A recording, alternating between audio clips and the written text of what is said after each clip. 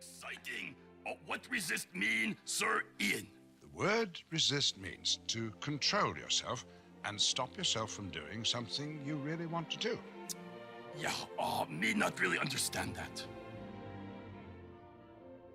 The Cookie Monster, one of Jim Henson's indelible characters, is financially brilliant, even despite his single-minded view on the world.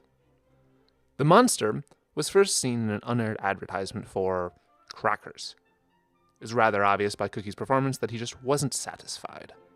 The monster made his public debut in an internal IBM informational spot where he could be seen devouring a computer. The only way it can be silenced is by locating the origin of the malfunction. Now, obviously, Jim Henson spoke with the monster around this time and came to the conclusion that crackers and computers just weren't quite right for the character. It wasn't what he wanted. Then came this, just another sketch on Sesame Street featuring the married couple, the Monsters. Yes, and I get my that's prize anyway? yes, you got 3 correct answers, and so now you win your choice between 2 wonderful prizes. Oh boy! Right, you can choose either an all-expense-paid 2-week vacation in Hawaii, along with a new car, a new house, and $10,000 in cash, or a cookie. It's in this sketch where the Cookie Monster finally discovers his ultimate desire, his goal in life: cookies. While not a complicated idea, understanding what you want can be a difficult hurdle in life. Advice on investments, how to save, how to reach retirement goals. All personal finance is simply answering the question, what do you want? To solve that question, most who work in personal finance recommend setting goals. In the world of Cookie Monster, there's only one goal. Cookie! A cookie! Cookie! Give that man a cookie!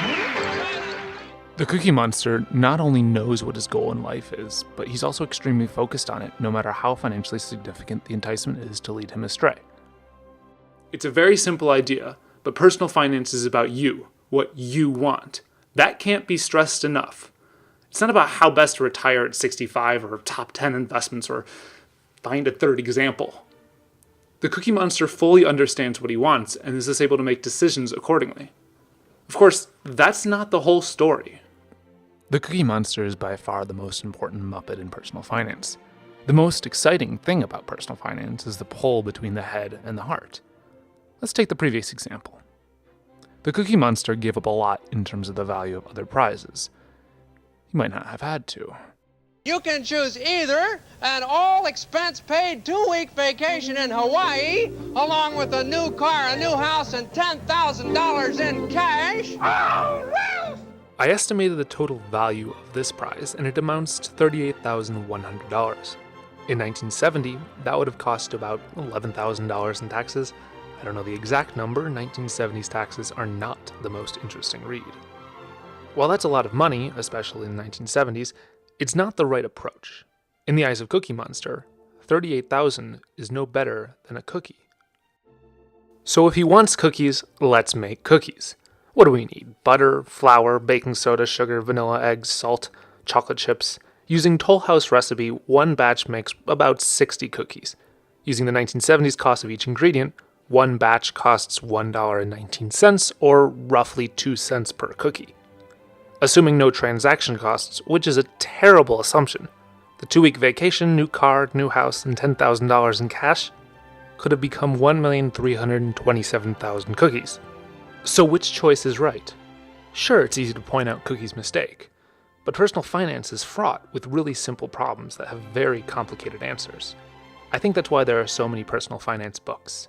Last I checked, Amazon had over 79,000 available, yet trouble with investing, debt, and other personal finance-related issues still top the list of biggest modern problems. I said at the beginning that the Cookie Monster is one of the most important Muppets in personal finance.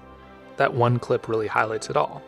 While on one hand, he understands his goal, what he wants, and never strays from it, in making those decisions, Cookie Monster fails to take into consideration the broader economic realities that affect his decision, like the fact that his decision had just cost him over 1 million cookies. Personal finance, in essence, boils down to these two issues. What are your goals, and how can you best achieve them? I don't think there exists anyone who understands the first issue better than Cookie Monster, and although I can fault him on his cookie math, he got what he wanted in the end. There's really nothing wrong with that.